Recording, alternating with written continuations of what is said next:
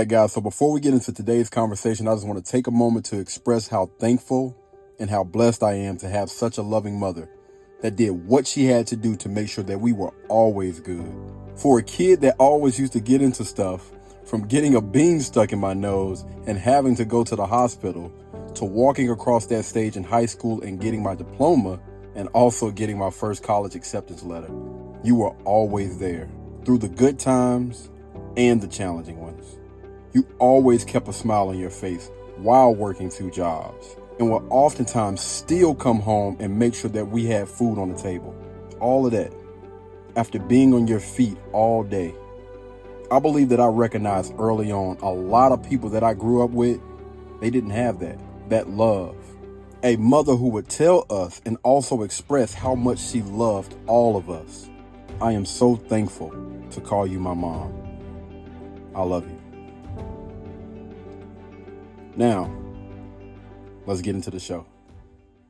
Yeah, I was scratching and biting and hitting and uppercutting, and because I had been watching karate, Watching the karate movies. Oh, yeah. By the time I had got back there, Mama was going to jail. I was crying, and the fight was over. Wait, what? Yeah, because Mama pulled out a butcher knife. All of them were going to jump.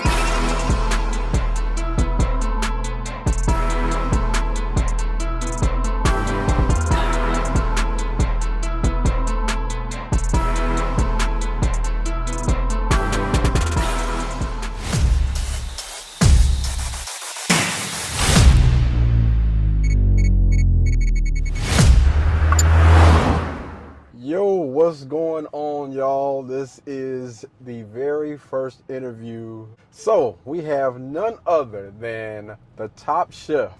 Can cook anything that she sees in person or on the internet. A loving mother, entrepreneur, one of the hardest working women of this generation, Miss Bernadette Dickerson. Forget my voice, I'm a little hoarse. Yeah, of course, it's coming back slowly but surely. Hard woman to get in touch with. I know you was traveling to Paris the other week, so I just wanted to make sure that we can get this interview in real quick before you go back out there. Of course, roll it. All right, so we're going to jump right on into it. So, how was it growing up in a 2-parent household? Woo. Let me see. Where do I start? It was all kind of things. It was fun. Of course, for one thing, I can say that it was loving. It was a loving home. We were taught strictly and solely from the Bible. Mom and Dad didn't play. We couldn't even say but. Like you say, you sit your butt down. Yeah. Yeah, nah. Wow. Nah. That's crazy. That was not permitted. So it was kind of strict. Yeah. Even the words that we said. So, yeah.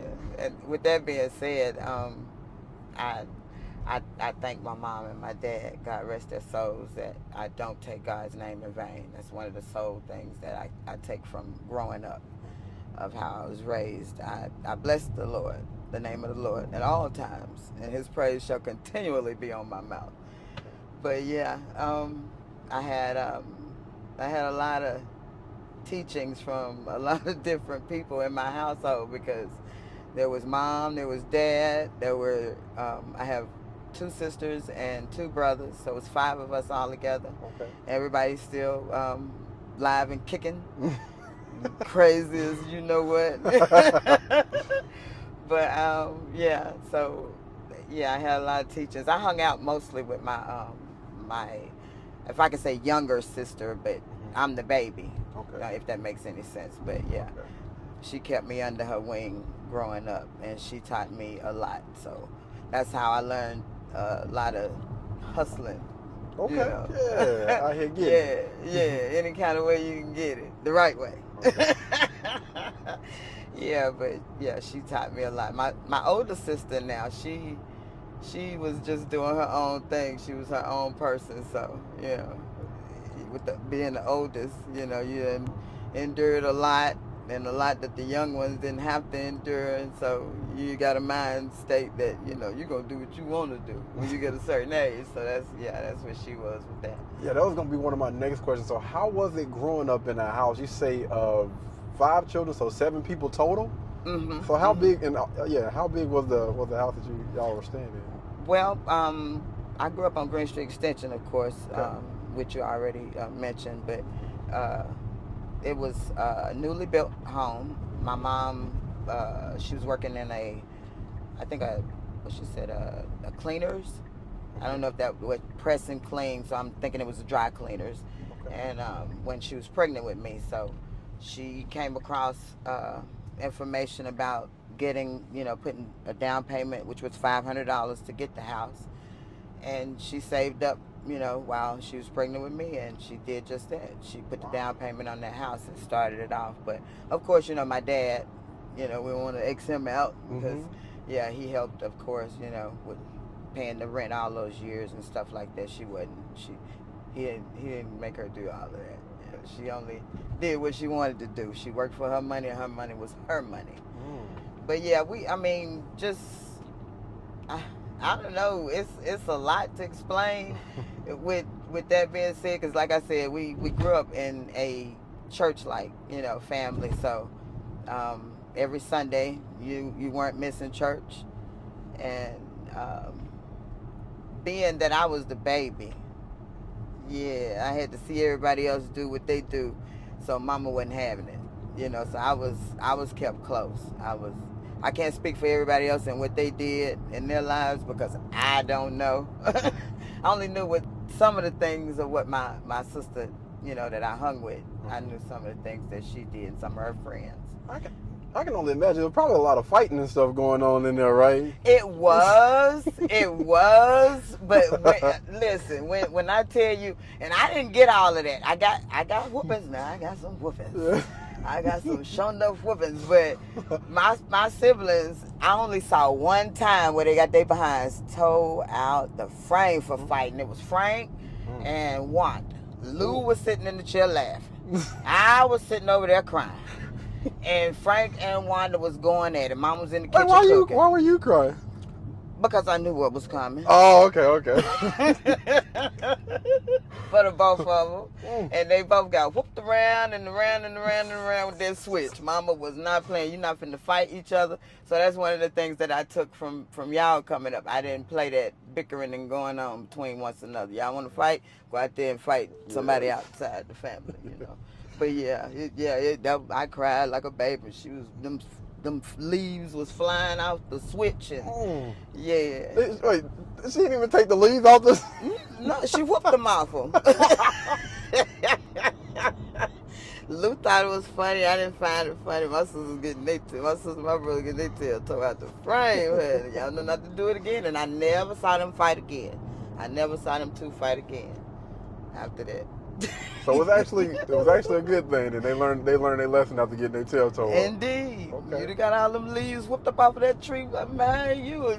Do you know why? Like what they were fighting over? I don't. I really don't. Because, if I can remember, we all were laughing and having fun. Just sitting in the living room having a good time. That's why, Mom was in the kitchen doing her normal. She was cooking. And I don't know what Daddy was, or whatever at the time. But he wasn't there.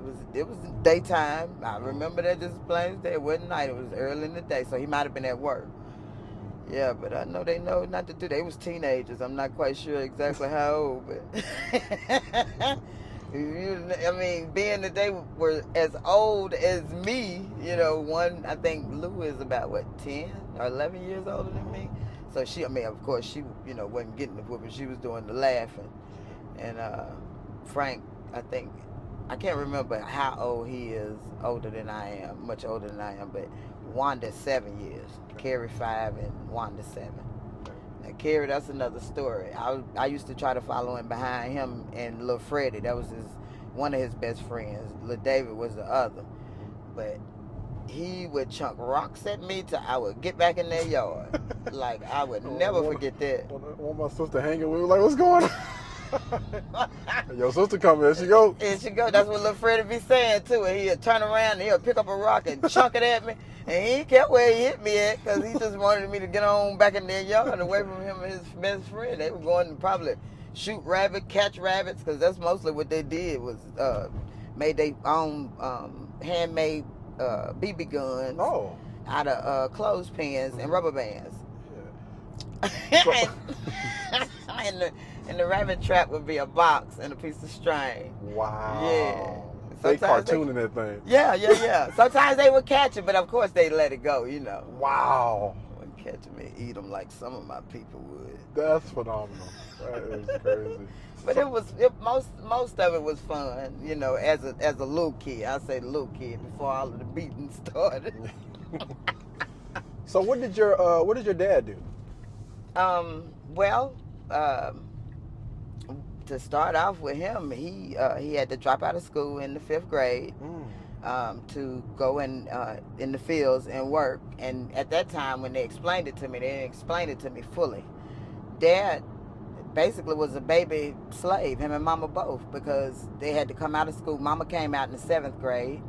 And if you do the math, you about 12 years old in the 7th grade? So she was 12 when she had to come out of school, when they pulled her out of school and dragged her into the fields. So she had to work in the fields. I think she said sometimes 12 to 15 hours, you know. It just depends, you know, what they had to do or whatever. But yeah, but Dad, he started off a baby slave and working in the fields. His dad was in World War I and II, I think. Mr. Amos Dickerson, but which was adopted. They don't want to tell the truth about that, but that's a whole nother story. Yeah. In which I'll dig into in my book. But yeah, but anywho, so he worked until he was a teenager. Him and Mom got married. Mama was 17, 18, 19, 20. Daddy was 20.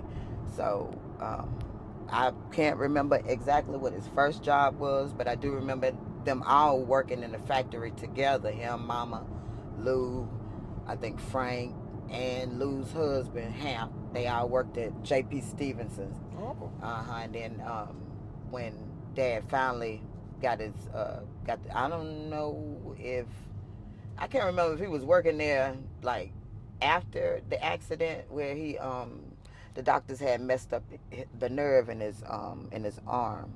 And it went all the way up to his neck and basically paralyzed him from the arm, you know, from the shoulder down. He couldn't use that arm at all. But he was working at Lay's packaging company, cutting meat and all of that when he worked in the factory. But then after he had the accident, that's when he came out. But he had been with him so long and was a good worker. They allowed him to sell meat outside the company. So he was delivering meat around the neighborhood and stuff like that, selling meat. And that's how he made his living after that. Mm-hmm. So what did you inspire to be as a kid? Imagine you probably had a big imagination, growing up as a child. Yeah, I used to fly in my dreams. I used to fly in my dreams. Me too. Really? Yeah. That is so crazy. And so I never would tell anybody. I never would tell anybody about my dreams when I was little. Except for Jesus, I used to always talk to him. But yeah, I used to fly from tree to tree, and things would be after me sometime, and I'd be run up out my shoes and run into the trees and be able to fly from tree to tree. But to be honest about it, being that my parents were so-called sharecroppers or whatever the case may be, they didn't show us any dreams to have. You know, so with growing up right after segregation and all of that, because I was born in 1970, so right after, segregation and all of that, there was no dreams put in us either in school, Oh, okay. Yeah, so I don't know. I just went through life just being a kid, just loving being a kid. I didn't have any, to be honest about it, by the time I got my dreams is when I got to high school. Okay. Yeah. Yeah, so at what age did you have your first child? Well, I was pregnant in the 9th grade, and I was I was pregnant. I got pregnant in the 9th grade at the age of 15, and Okay. then I had him when I was 16. By that time, I was in the 10th. Okay. And how did you meet him? LaCarlos's dad. Yeah. Yes, sir. Well, I met Carl in the 7th grade. I had just gotten to Sullivan Middle School, Okay. and sorry, Kira. I had went up underneath my brother's mattress because I knew that's where he kept all his private stuff at. Mm-hmm. And so I stole some of his condoms. Oh. Then I went to school to sell them to make me some change. You know, I like to buy Hustle. ice cream and stuff like that. I'm in the 7th grade. I'm still a kid in the mind. Yeah. I ain't thinking about what the condoms for, but I know what they for. But yeah, I'm gonna make me some money off of these things. Cause my brother ain't got no business with them anyway. What I'm thinking in my mind. So yeah, I went to school, and sometime during that year, I wound up finding somebody to sell them to, and it was LaCarlos's dad. Click, click. Yeah, I seen him on C Hall upstairs. I never forget it. I was like, "Hey, yo, I got them condoms on sale for 50 cents."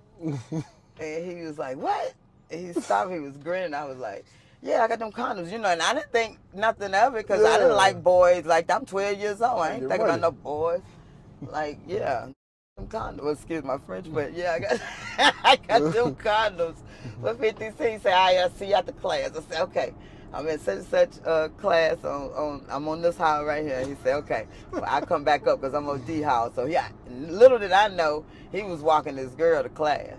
Oh. Yeah, he was dating. Dang, I can't think of her name right out. It'll come to me, but yeah, he was going with her at the time, and she was older. Of course, she was his age. They both were in the 9th grade, but and he actually was a grade behind, and I didn't know it at the time. But anywho, we didn't start talking right then. I sold him the condoms, of course. He gave me $1 and bought 2. And I guess he had already, hooked up with her and figured out what they was going to do with the condoms and whatnot. So,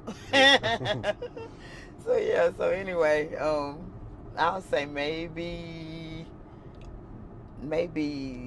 close to the end of the year, maybe middle ways of that year.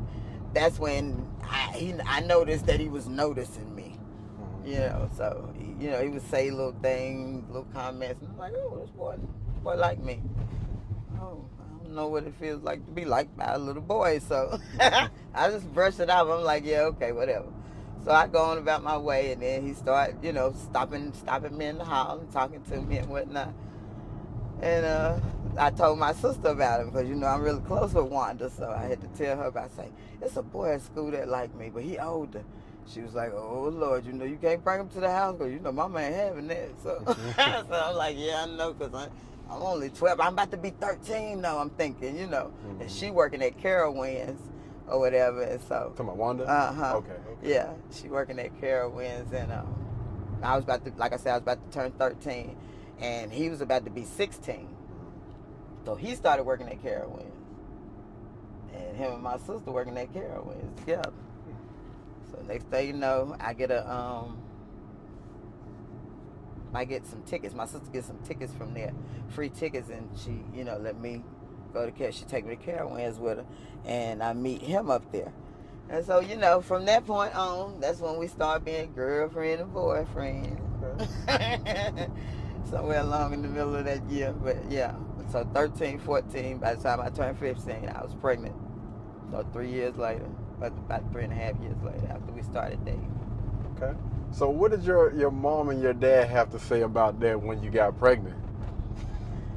Well, now see, Mama wasn't having, she was not having that young, before you time to date and all that other stuff. She was still like, yeah, you're going to court when you get a certain age. Mm-hmm. 16 was the max. Yes, ma'am. By the time you turn 16, so. Hold on a second, my mouth dry. Okay. Yeah, so anyway, Daddy was the one that let me take company. Oh. One night, Mama had went to bingo. So I said, "Okay, this is the time. I'm going to be gone by 11:30. You better come on here and talk to my daddy." So he said, okay. He was scared, shaking in his boots. Boots was definitely on the ground that night. So he came in, he knocked on the door. I was still standing outside. I was like, I'm not going in there with you. I don't know how this is gonna pan out, honey, but I don't want to be no parts of it. So you go in there by yourself. So he knocked on the door. He went on in. And he stood stood up at the door. He was talking to my dad. I don't know what was said and all this, that, and the third. Went long. So he came back on outside and he said, it's okay. I was like, what? I'm looking all around. I say, yeah, I know something ain't. Yeah, Daddy got to be done been drinking him a beer tonight. Yeah. Ain't no way. You okay with this? Yeah, I knew you was going to get choked up by the time you got your first words out. Can I? But yeah, and so anyway, he was still over there. She came home a little early. I guess, she had done won. That night she had done won, so that was a good thing. She was in a good mood. Yeah. Yeah, she come in the door. I can't remember if she was with Wanda or Lou, but anyway, she came in the door and she was looking upside his head, looking upside my head. And so finally she was like, now who is this? So he told who he was, and I said, Daddy said it was okay, that if he, that he could come here and see me. Oh boy, my heart's about to beat out the chest. I said, Lord Jesus, I know I'm about to die tonight. Mama finna kill me and you ain't even got a clue what you done stepped into, brother. So anyway, she was cool with it. She sat on down and she started questioning, because that's what they do. Who's your mama? Who's your daddy? Where you come from? And all this, that, and the third. So after he got the third and the fourth and the fifth degree, yeah, she was okay. Okay. Yeah, but he had to be gone by about 11 o'clock on the weekend. But on school nights, he could stay between 9:30 and 10. So he would be respectful, and he would leave between 8 and 8:30. Oh, okay. Yeah. All right. Yeah. Was that your first love? Was Talking about cooking? Carl? Oh, you talking about? Yeah. I done put food in front of a person, huh? Oh man. Yeah, he was. He was my first true love, because I had boyfriends before him, but I had never had sex before. I was a virgin when I met him. He still don't believe that. He still, to this day, after 30 some years, he still calls me a fibber about that. I said, well, I really don't care what you think about it. I know I was a virgin when I got with you, and I was. He have a hard time believing that, because he know he wouldn't. Did you want to build like a family with him? I did. Yeah, I did. I thought he was gonna be my husband, but God had other plans, and thank God he did. So why didn't that work out? Truth be told, he was a whore. Thank God my son ain't nothing like him. I've been one of the true jewels I took from not really keeping him away, because he kept himself away, but keeping him away from the rest of the people, because they just, I don't know, they just would, every time I would try to take him over there and go around them, they would start stuff, and they just was messy when it came to me after I had LaCarlos. And so I just didn't want to keep on going around that, and I was hitting my head on the wall, brick wall. And he would never be there when I would take him over there anyway. He'd be out doing what he do. So I got tired of trying, So did you always want like a big family? Mm-hmm. That's something that you always wanted? Believe it or not, I was a little kid sitting behind the chair coloring one day. Mm-hmm. And I can't remember. It seemed like it was after. Yeah, matter of fact, I know it was after. It was after one of Mama's famous beatings. Wait, beatings? Well, as a kid, you don't see it as no whooping and you being chastised. Yeah. A lot of times, hey, they go beyond. Hey, you whooped me a long time. Now you can lay off me, but yeah. But after one of her famous beatings. But I thank God for them beatings, because that done kept me out of prison and all that other crazy stuff that I see a lot of my friends that I grew up with, the problems that they're having today. But yeah, so anywho, after I got that beating, I was sitting back there behind the chair, which I would always go back behind there after one of my famous whoopings. And but really, that's why I felt safe at. Even when it was storm, I would go behind the chair. But yeah, because the chairs was like cat-a-corner to one another. Mm-hmm. So it would be like in almost like a a pyramid shape. Yeah, because Mama wouldn't have no end tables or anything in the corner. She only had like a what you call it, a center coffee table. There was no end tables, but yeah. So I would get over there in that corner and sit down and color my coloring book. So I just said, when I grow up, I want to have at least 10 kids. I want to have a lot of kids that love me and for me to love them. Yeah, that's what that was about.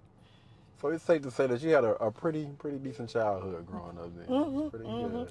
I was poor as hell and didn't even know it. Spoiled? Were you spoiled? But by my dad, like, even though we were poor, and just about, I'll say just about anything I asked him for, he gave it to me if he could afford it. And I remember my first bike. I had to get a used bike from I think it was it D's Bike Shop? Was it called D's Bike Shop? I might not be right with that name. Yeah, I'm 55 years old, so yeah, that was a long time ago. But it was something bike shop. It was right there on 72 bypass, like you going to Chester. And it was on the left hand side, yeah. And I think it's like a plant. They got like a garden thing where they sell plants and stuff over there in the area now. Yeah, but yeah, they got my first little used bicycle. I was in the 6th grade, and I remember riding to school on the last day. Like, me and a lot of my friends, we had a good time because we got out of school early. So we didn't have to come straight home. That's good when you're in the 6th grade. So it seems like your mom and your dad were both like hard workers. Who would you say that you maybe gravitated more towards when it comes to, like, I guess that work ethic that you have? Both. They both worked really, really hard. Dad worked all the way up until he basically was almost out of here. Wow. Yeah, he fell off the ladder. He know he wasn't even supposed to be working. He was still painting. And as a matter of fact, that was not the last thing he did. The last thing he was doing was painting. That's what he had went to after he stopped selling the meat for Lay's package company. He was painting houses and stuff, and yeah. But what I was going to say, jack of all trades. Yeah, they both. And Mama as well. She was a housekeeper. She once she stopped working in warehousing, because they would do little side jobs with working in warehouses and stuff like that when I was growing up too. But yeah, she was cleaning houses, cleaning people's houses, house cleaning. And she was this one lady. She worked for Miss Mary Solomon. She worked for her since she was 12 years old. She worked all the way up until I think she let her go a little bit before Miss Mary Solomon died. I think Mr. Bill had already died. So she basically helped her raise her one and only daughter too. She wound up driving trucks. Now, I can't remember what her name was, but I know she was L, B, G, and T and the Q. That what have you said? Yeah.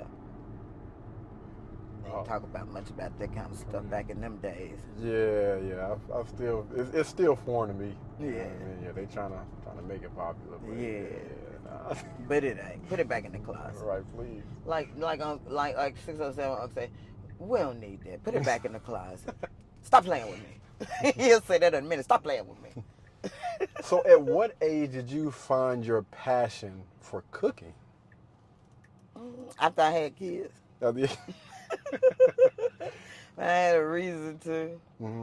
I mean, but when I met LaCarlos's dad, I ain't gonna kid. I kid you not. I stayed in the kitchen making something for him every time he came to the house. So maybe even then. Yeah, maybe even then. That was right before LaCarlos was born. So right after that, right after I started having kids, multiple kids, that's when I developed a true passion for it, because I loved cooking for my children. And whoever else came over, I feed them too. But when it really, really and truly set in is when we stayed at the Pilgrim's Inn. So I know you said that you wanted 10 children. but you didn't quite make it there, so I just got to ask you a question. Why?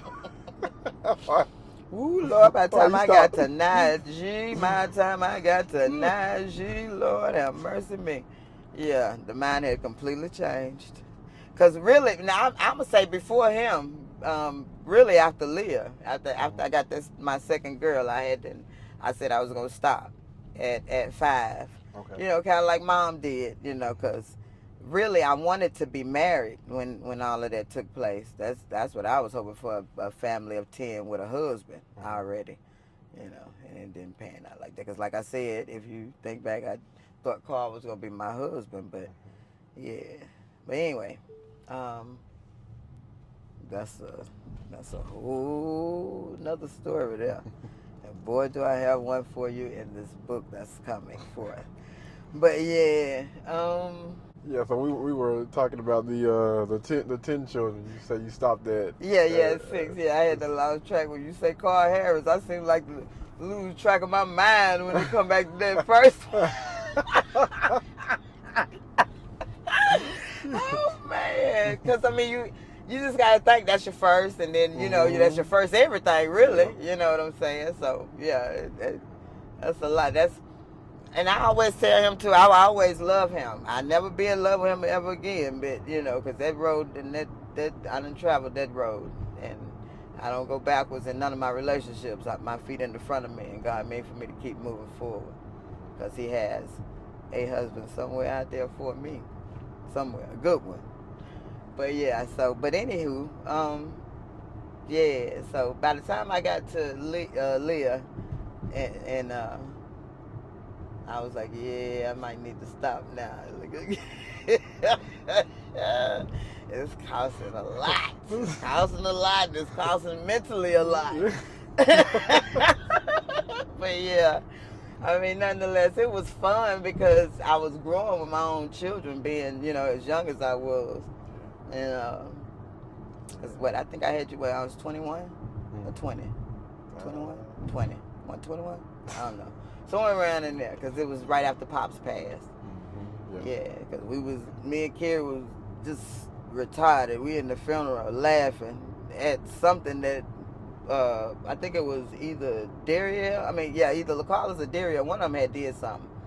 But it was, you know, it wasn't a funny moment, but thank God that he brought some light into that situation, because, yeah, my dad was my mom was my backbone, but my dad was my real backbone, because like I say, I was the baby, and he kept me spoiled and all of that coming up. So to lose him at a really early age, because my dad was in his 50s when he passed. So yeah, and there's a lot gonna be in my book about that too, because something just came to the forefront on that situation. That's probably gonna be the last of what I write about with that situation. Yeah.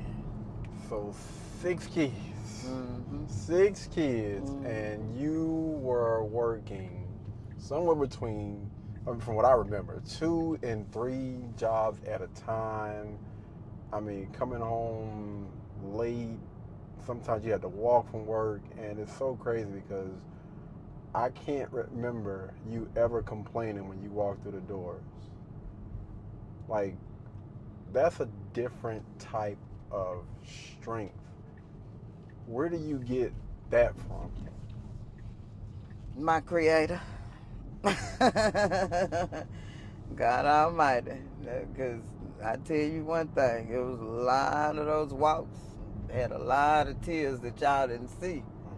Yeah, when I would be coming, but it was never of what I had to do, because I always wanted to do whatever I had to do for my children.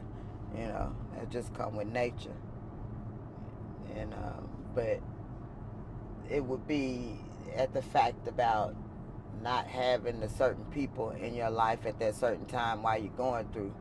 You know, you got to walk a certain amount of miles, because after mom passed, I used to have to tote the food, the dinner. I think you were staying in Charlotte at the time, because we were staying on South Confederate. Yeah, but in that house where Boom had got us over here. But I used to have to walk and tote like our dinner in a heavy box all the way from Dave Lyle Boulevard to over here to South Confederate. Many nights because I didn't have no ride home. But yeah, and I wouldn't get off sometime about 9:30 at night, you know, because it was a church I was working at, and it was every Wednesday night. But yeah, it was hard. Most of the time, I just didn't let y'all see, you know, the roughness that I was going through, because it wasn't. I felt like it wouldn't be fair to my children to put that burden on them. You know, just be kids. You kids be kids. Don't let me worry about the adult stuff. And so that's how that went.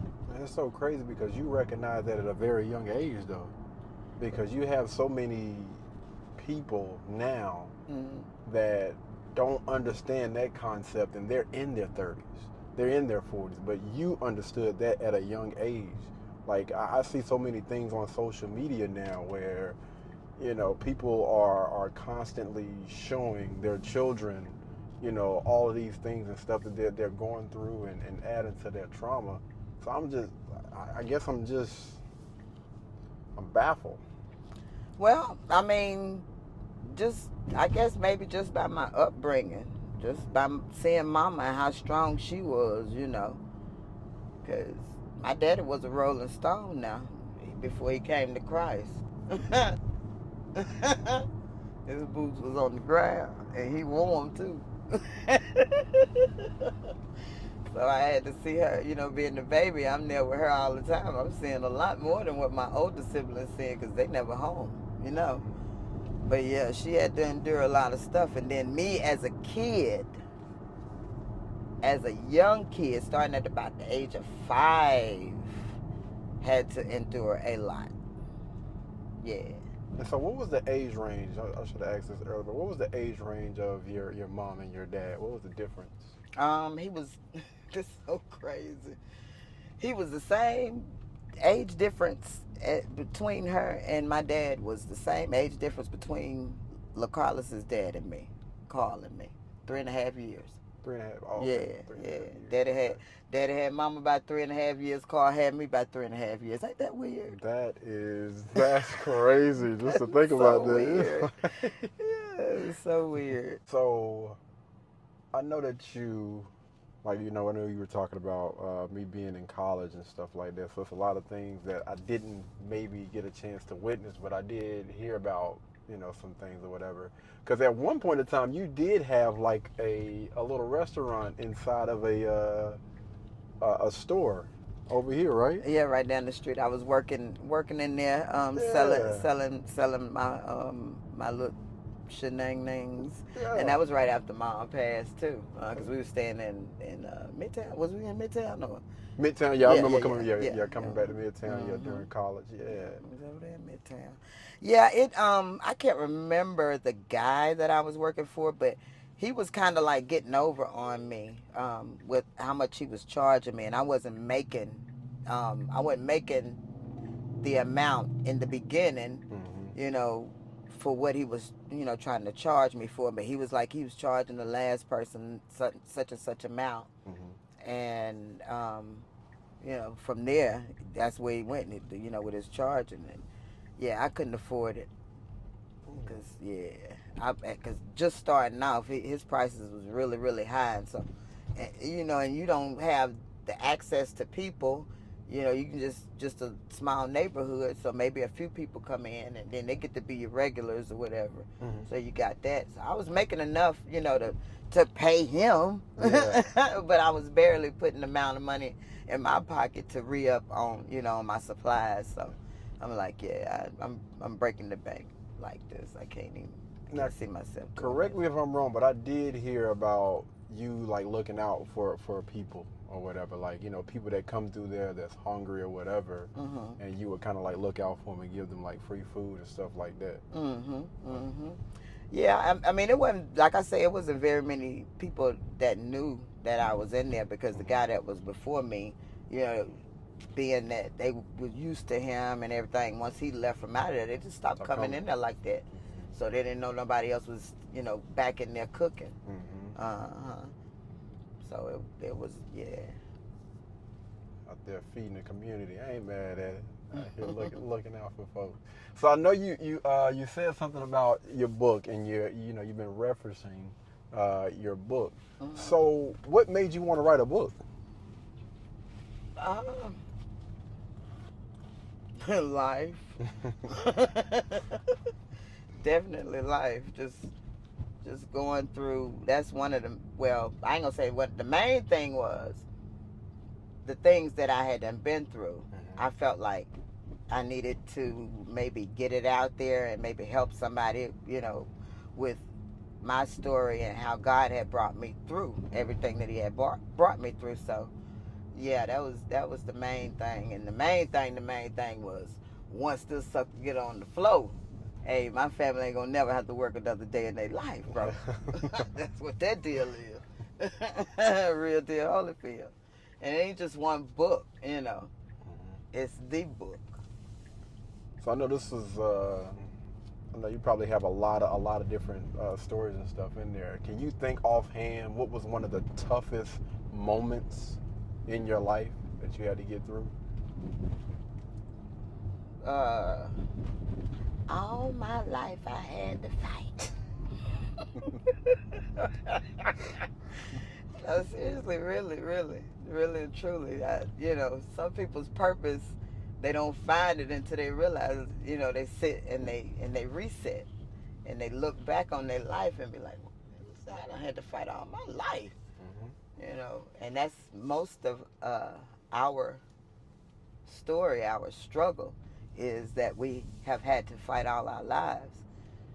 So with that being said, I started from the beginning when it started at the age of 5. That's when I first was bullied, and everything that happened to me, the childhood trauma was when I was 5 years old on up until I turned about 16. And I think that was after LaCarlos, and I was in the 10th grade, and me and my best friend was in the car, and I had enough, and I ended it all right then and there. Yeah. You gonna fight me because I'm done with this. We ain't finna beat around this bush no more. What happened? Well, to begin with, I was molested by a female at the age of 5. Not only I, and that's what my main reason for writing the book was. So many children are traumatized and they're not able to speak about it, talk about it, and I came to a place where I'm able to write about it. And I've made my peace with this person, and I love this person like they were my own sister. You know what I'm saying? And we have conversation, not on a regular basis, but we talk from time to time. And yeah, but I was determined. Look, you done did this to me since I was 5 years old, and it stops now. So I jumped out the car, hit on the. She had to hit down on my trunk. I was at the stop sign at Moochie's store. And getting ready to go to Ninu's. That was my best friend. And I said, Ninu, I said, either you gonna help me or I'm in this by myself, because that was a big girl there. A big girl. And I was little, I was teeny little, maybe about 120. And she probably was maybe about 160. And she was 18, because she's the same age as Carl. They was in the same grade as each other, whatever. And of course, she was older than me, because she was the first one to walk me to school. That's how it all started. Mama allowed her and Melanie to walk me to school. But I was determined to end that one, and in that one I did. But my sister put some sugar. She put the sugar coat on it and the icing too, because after the day after the fight, she went down there and confronted her. I didn't even know she had done went down there, because I had done did what I had done did. I fought her. Yeah. And it was over with. Whether I won or not, look, you're not going to bully me anymore, because we're going to be banging every time you do. Yep. Yeah, so, and she didn't want that cat on her back, because I was, she was going to body slam me, pick me up, and we both went down, because I had to latched on to her. Yeah, like a cat. She, mind you, she's bigger than me, so that weight. But yeah, I was scratching and biting and hitting and uppercutting, and because I had been watching karate, Watching the ever since karate I was movies. little. Oh, Yeah, I had never, and then my brother had been prepping me because by now I think he was either he had became a green belt or black belt. It's one of them. Which one? Frank. Uncle Frank. Yeah, and boy, I was his crash dummy.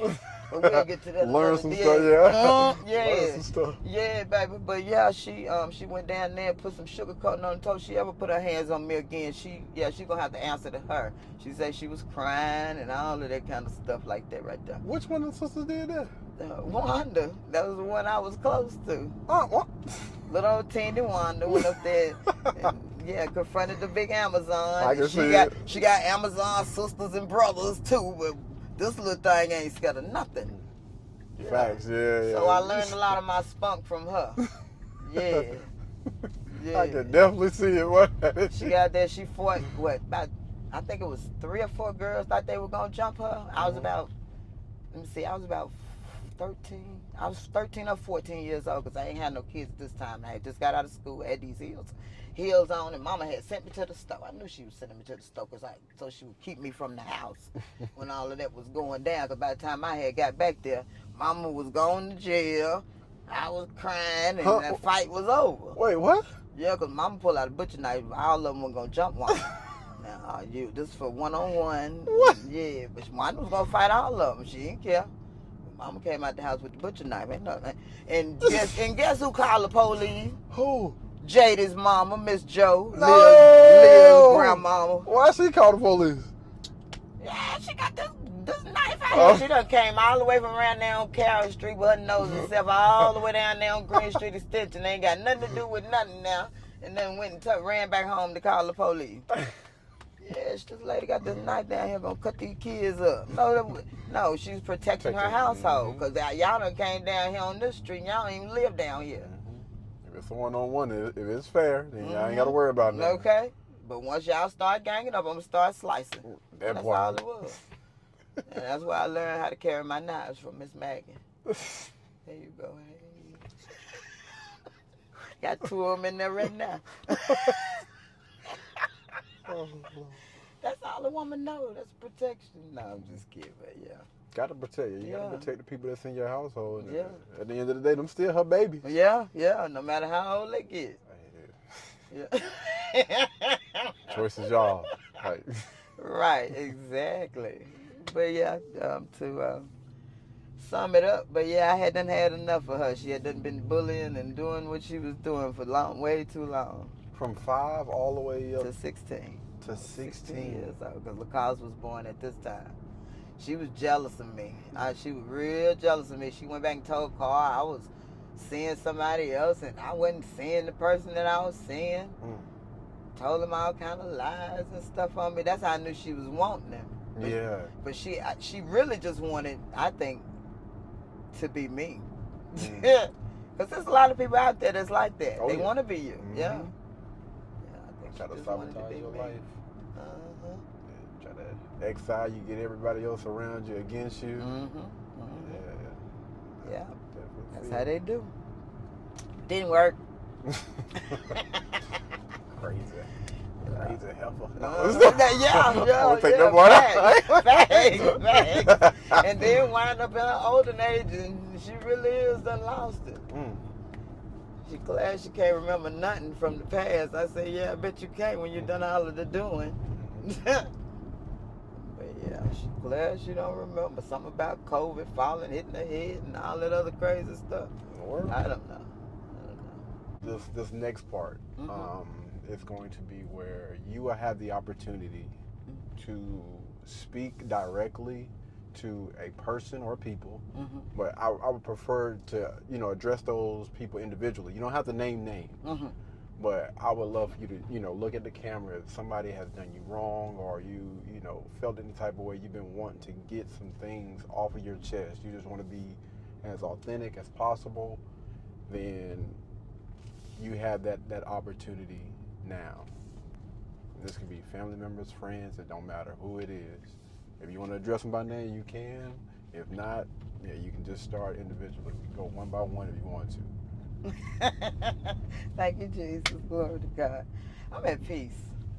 I don't have no regrets about anything that I've ever been through, anything that I'm going through at this continuous time right now. Because a lot of people don't know, my situation, and they'll find that out in the book too. I ain't giving it all away. But nah. Everybody in my past, I summed it all up. All that hurt, everything is in my book. That's why it's called the book. My lips chapped. The book. like Mama had to say book. So that's the name of the of your book, the book. The entire, yeah, because see, this first one is short stories. Okay. It's gonna be teasers about what's in the main book. Okay. Yeah, it's gonna be, it's probably maybe 120 pages, maybe a little more than 120 pages, but it's not giving away everything, because that's what's gonna make everybody want the book. Yeah. Because they're gonna want to know what happened. Mm-hmm. What happened in there? You only teased us with it. That's what it's all about, a teaser. Yeah. Dictionary. But yeah. I have come to a place. I'm 55 years old. God's still keeping me. Glory to God. Thank you, Jesus. Thank you, Holy Spirit. But I'm at peace with my past and everybody in it that's hurt me. So with that being said, what's in my past is in my past. It can't come to my future. It can't come to my right now. That's why it's called the past. Back there. We ain't trying to turn it to no pillar of salt like Lot's wife did. Because I ain't yearning for nothing that's in my past. That's the reason why it's back there. So we moving forward. What's ahead, and what's ahead is God's blessing, His continuous blessings over our lives. Man, every one of my children, every one of my grandchildren, and me. Blessings. So yeah, I got nothing to say but watch this. All my haters, because I'm sure it's a lot of them still out there. I clap for my haters. I clap for my haters. All right, so what's something important that you have brewing up right now?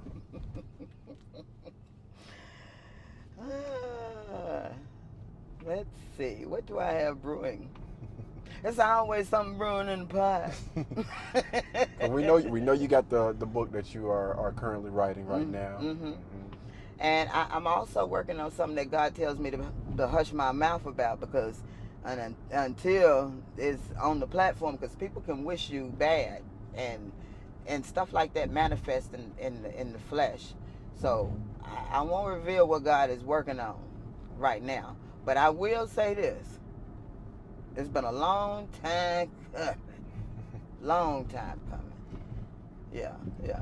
So yeah, and then of course, the restaurant thing is gonna be an in-house thing.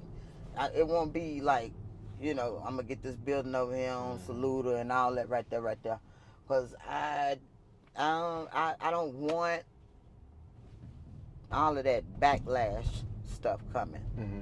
I want genuine people. Yeah. That's about coming to fellowship when you come and sit down, because you have to make reservations, of course, and it'll be on certain days, because I have to get my rest. I have to, God got to have His time, otherwise He'll take it. So, yeah, it'll be certain days where it'll be open only on, and you have to make reservations, of course, and it'll be certain hours. And I have all those kinks worked out once I'm stabilized. And we know the food gonna be worth it. We know the food gonna be worth it. Let me tell you something. I'm gonna be one of the first. Let me go ahead and reserve every day that you got available. I'm reserving a spot. Let me go to get my table ready right now. Thank you, Lord. Yes, and a lot of restaurants, you have the grocery store music playing and all of that going on. So. I am currently working on my vocals. Okay. So it'll be a live on one certain night. It'll be a live singing or whatever. Okay. And I'll be doing that. Not no karaoke stuff. I'm actually literally I will be singing. I really don't know. It's going to be a mixture of probably both gospel, but gospel is going to be the main thing. That's the main thing. Um, because had it not been for the Lord, who was on my side and who is on my side, I wouldn't be able to do this, without him. So, yeah, the gospel gonna be the main thing. But I think that NDRE is really laying on me. She just laid out this new track. Mm-hmm. Boy, you gotta listen to it. Listen, I say, that's me right there, ain't it, Jesus? My voice all hoarse for a reason, ain't it? I say we got to warm that thing up. Yeah, Warm it up, let that's it simmer. that grown man voice. Let it simmer a little bit. Yeah, so yeah. But yeah. All right, there we go. The top chef again can cook anything that she sees, whether it be in person or on the internet. Loving mother, entrepreneur, again, guys, Miss Bernadette Dickerson, my mom. Thank you so much for sharing all of your stories, and we definitely are looking forward to the book. Yes. I know it's going to be phenomenal. Yes, it will. Yes, it will. Glory to God. All be praises to the Most High. Yeah, Almighty. All right, guys, that's it for today. Thank you guys so much for tuning in. Y'all be blessed. Y'all be beautiful, and we will catch y'all in the next one. Peace. Blueberry, Burberry, button-up, tan skin, mixed race, buttercup, Canada weather, got a bundle up.